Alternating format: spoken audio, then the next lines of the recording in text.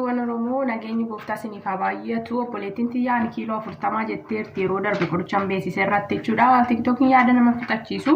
Kiniiniin kun dandeettii baay'ee nama raffisuu fi akkasuma immoo nyaata baay'ee nama nyaachisuu qaba jechuudha. Isa kanaan difirantii baay'ee qaba, garaagarummaa baay'ee qabu.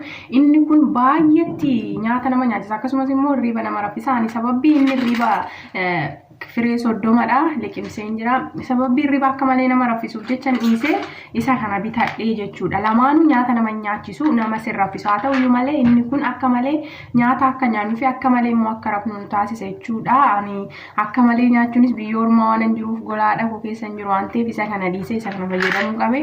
Obboleettii koo daddaftee furdachuu fi akkasumas immoo hirriba gahaa fi nyaata daddaftee nyaachuu barbaadda. Tanaan dursa isa kana biti siifan maxxansa, maqaasaa gubbaarratti siifan barreessa jechuudha. Akkasumas jalatti siifan barreessa. Warroonni gaaffii garaagaraa na gaafattan TikTokii koo jala seenaa laalaa karaa keessa warri na dubbistan hunda keessaniif deebisuu hin danda'u.